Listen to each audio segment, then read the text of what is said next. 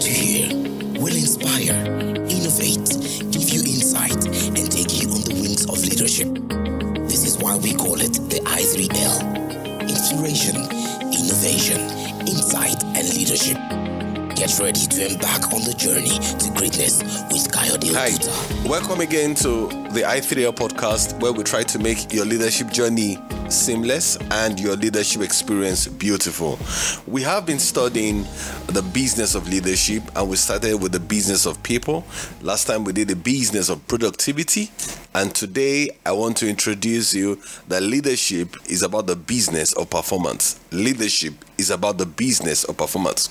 The name of the game is results. Every organizational leader understands that if you do not get results, that your singular most important job is to get results, and that there are only two options available. Whenever you have any leadership position or authority, it's either results or excuses. In fact, I normally tell people during my training sessions with them that when a person stops giving excuses, then the person is justified that he can become a leader. So leaders must understand that they are in the business of results. Good leaders get good results. Exceptional leaders get what? Exceptional results. So wherever you are, whatever fields you are, whatsoever social interaction you are involved in, you must always recognize that yes, you are in uncertain, unfriendly, unforgiving, uncharted waters, but you've got to find a way to become result-oriented. Recently, Manchester United Football Club changed their football leader, football coach, Jose Mourinho, because of the fact that they felt that they were going through a downward trajectory. And immediately they changed the leader, there was a change in results. People started playing better, people started doing well, people came back to the field. Great organizations know that the first person to change if an organization isn't performing to her potential is the leader. Thus, every 4 years in countries there, or in country like Nigeria, that leadership elections, so that the leaders come back and ask, okay, do you want us to continue or want to say no? And or maybe in case of non-profit or profit organization, then you have a board meeting which evaluates the leadership and ask, is this leadership the kind that we want to continue or we want to stop? So in understanding the business of performance, you must understand the following. We live in a world of wrenching change. Things are changing so fast that if a leader doesn't know how to change and bring about results, the leader will be changed. Yeah, you heard me. If a leader doesn't know how to change and bring results, the leader will be changed. There is no refuge for mediocrity and subpar performance. So, if I want to explain to you the business of leadership, what are certain areas in which I want you to look at for? What are certain things that you should understand? So for you to become an exceptional leader that brings about exceptional results. Number one, you must always realize that not all things matter equally. Not all things matter equally. So you've got, and that's why leadership is always in the business of priority. There's some things, there's this guy, the parental guy, who said that 80% of our results are always gotten by 20% of our activities. So therefore, the job of leadership or exceptional leaders is to look at what 20% of activities will get me excellent results. So understanding this is the basis of all great decisions. So what do? You focus on your HLE. I call it HLE, high leverage activities. This principle ensures that exceptional leaders always work from a sense of priority.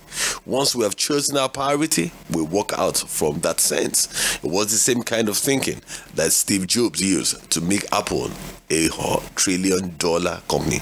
Not all things matter equally. So, if as a leader you think that everything matters equally, no, you are not going to be an exceptional leader. You have got to choose from a sense of priority and work out from a sense of priority what are the things that actually will make you an exceptional leader. It said of Jimmy Carter, former president of the United States, that everything mattered to him. It made him a mediocre leader. But if you are going to be an exceptional leader, you've got to ask yourself, what are the things that are really important? And you focus on them. I call them the high leverage activities. The very few things that can have high level results. Now, the second thing I want to bring to you about is that it's also important that leaders understand their role is to determine the key result area. Yeah, leaders understand their role is to determine the key result area.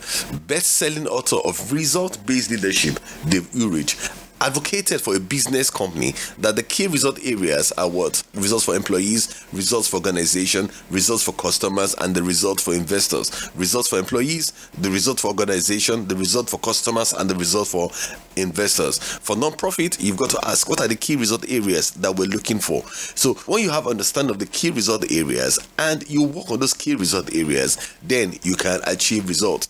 Now, Dave Ulrich, in his result-based leadership, actually said that we must provide action-oriented guidelines that we can use to develop our result skills. So for us, we must understand what are the key result areas. I head a non-profit organization and I always ask my team, what's the bottom line? Where there's no bottom line, you've got to determine what are the key result areas. Maybe the number of visits, the number of impact, number of changes that is taking place because of our intervention. So all exceptional leaders will have to determine what are the key result areas. And like for the business organization, like Dave Ulrich said, the 4 key result areas are the results for employees, results for customers, result for investors, and the result for the organization.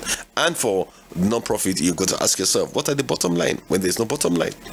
The third thing is that the question is not just in getting results, but that the top demands that you get consistent results, that's sustainable performance. Now, because if you think about results, short-term results and long-term non-performance, then you will still lose. So the goal of the game is that you get short-term results and long-term performance. And so therefore the fourth one is, how do you keep an organization? And that's a question you've got to ask yourself whenever you have leadership responsibility or leadership oversight in any place. You've got to ask yourself, that's the fourth thing in our topic today, you've got to ask yourself, how do we keep performing flawlessly today and thriving consistently? You must build a recipe of success that others can't copy, or if they copy, they do so to their peril. So you must think not just in terms of what people call the competitive advantage, but what we call the evolutionary advantage. So you've got to ask yourself, how do we perform flawlessly today and thrive consistently so that we may have an evolutionary advantage over our competitors? Number 5, all healthy things grow. All healthy things grow. So your role in the business of performance is to ensure that your organization is healthy. And one of the ways in which you make sure that your organization is healthy is to remove the root causes of dysfunction in organization, and remove the root cause of dysfunction and confusion, building clarity. Leaders can tap into organization transformation by building into the talent and geniuses of people in the team, and also to ensure that resources can be multiplied. I love one of the Liz Wiseman, when she wrote about the multipliers, that it's the goal of leaders to ensure that they are multipliers. They're not just cultivators, they are multipliers, the multipliers. And that's the reason why when you think about great success stories like Southwest Airlines that is documented, to ask, you have to begin to think that one of the goals is that you must build consistently in the greatest turmoil. So how do you do that? In order to produce consistent results, you must produce healthy organization. And a way that leaders do that is to remove the cause of dysfunction, the causes of confusion, bringing clarity to the copy that they lead. So the 6th thing in which I want to think about is this: a leader's job is not just to get better, but to aim to be different in order to produce results. A leader's job is not just to get better, but aim to be different in order to produce results. Now, this means learning a lot of new skills that used to work, and relearning. That's learning and relearning and unlearning. Okay, let me use this word. Let me say it this way: learning, unlearning, and relearning. Things used to work before, but they no longer work. Like I was sharing with someone today, and I said to them, When we're growing up, one of the facts is to land labor is activity. But today, algorithm has become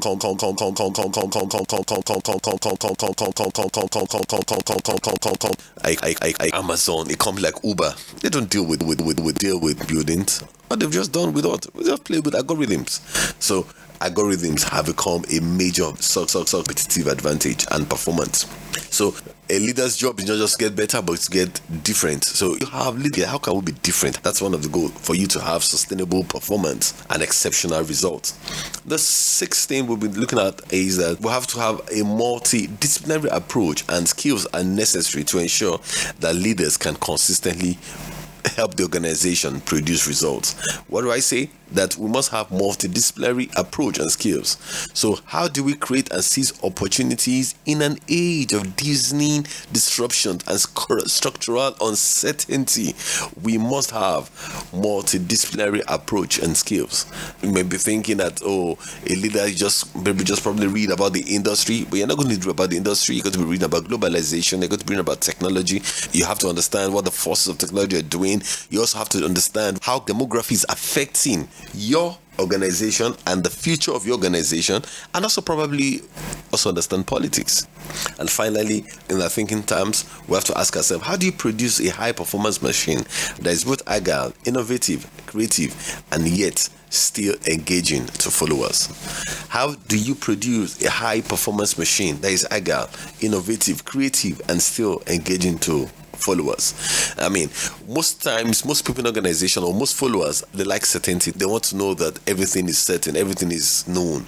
But how do you run such a thing? How do you run in a turbulent environment and still be able to get the kind of results that you really want? That's a challenge for most leaders.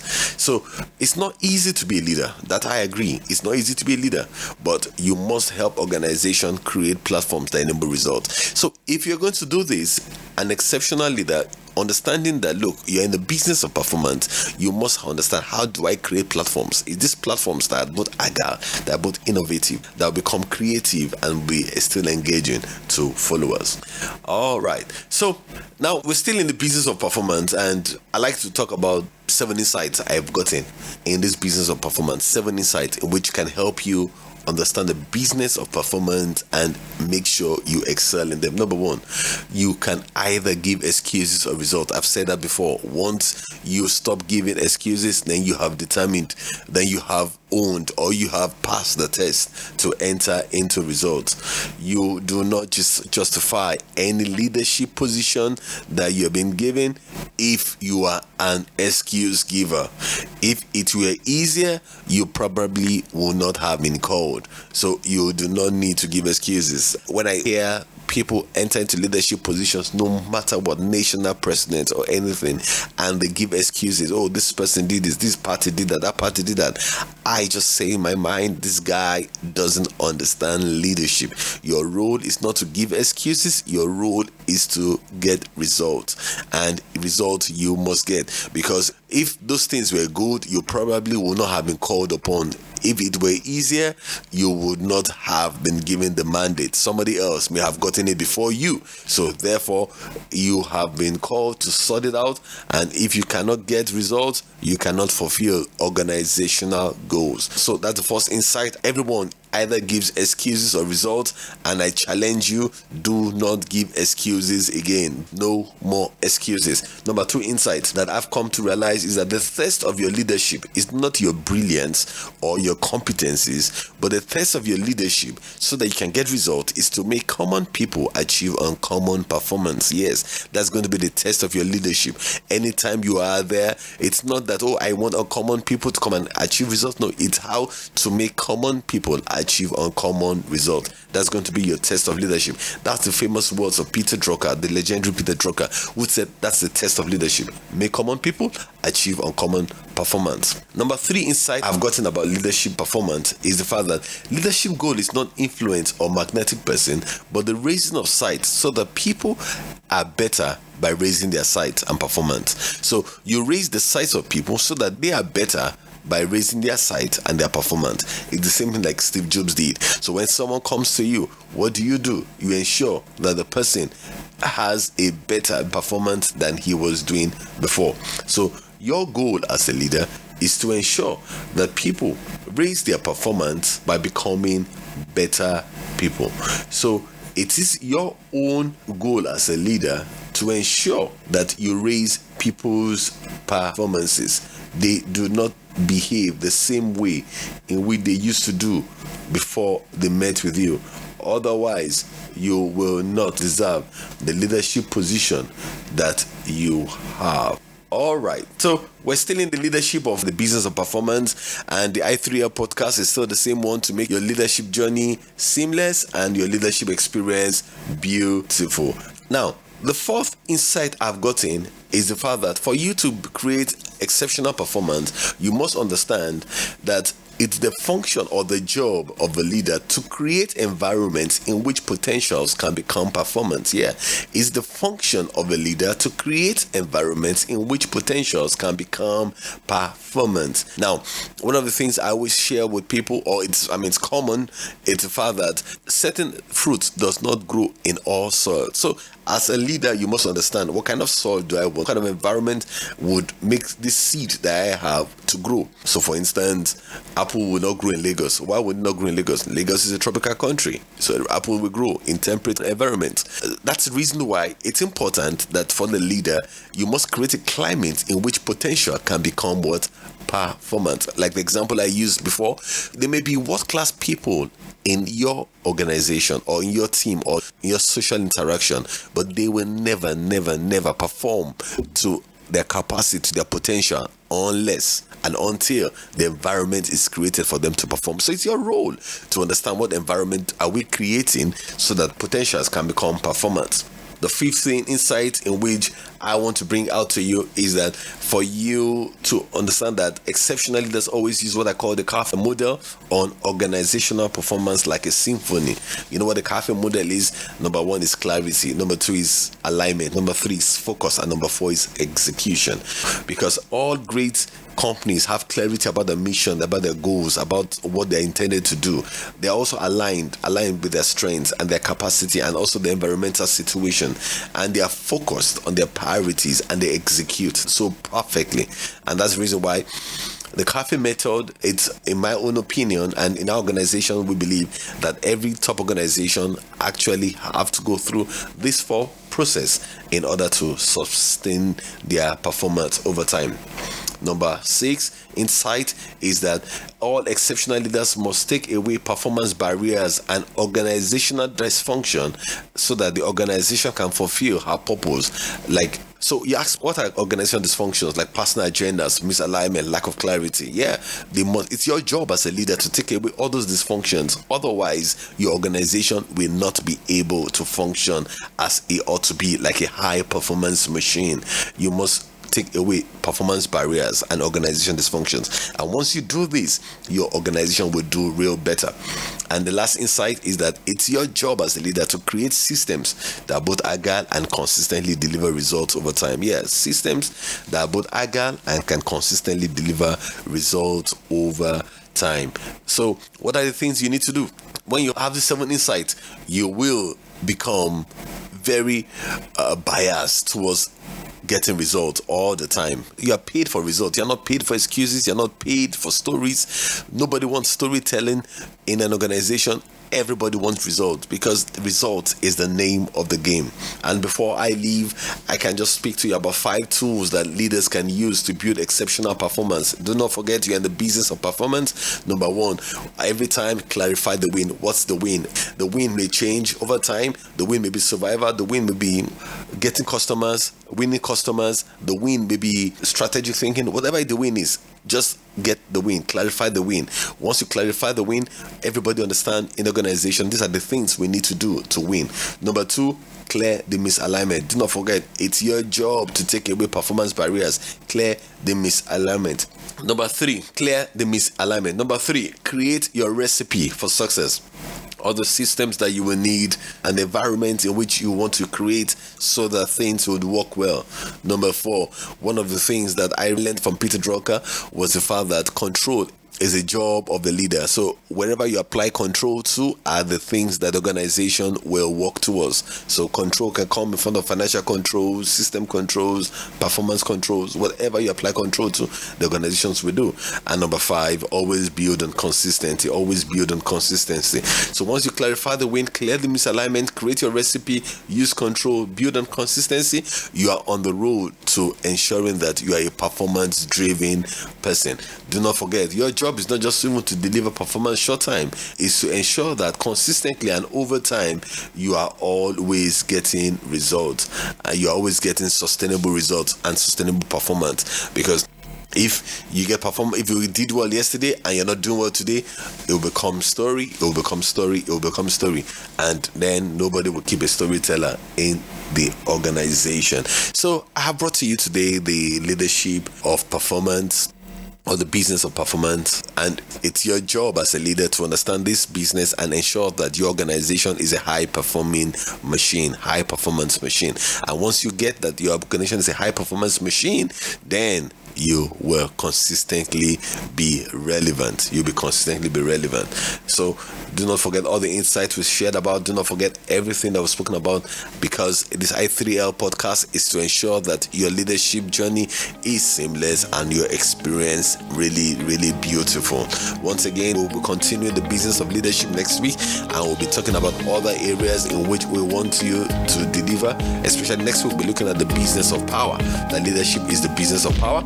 And I know that, and as you follow all this, you and your team will become better, and more importantly, the society will be bettered. The Lord bless you. Have a great week. God bless you.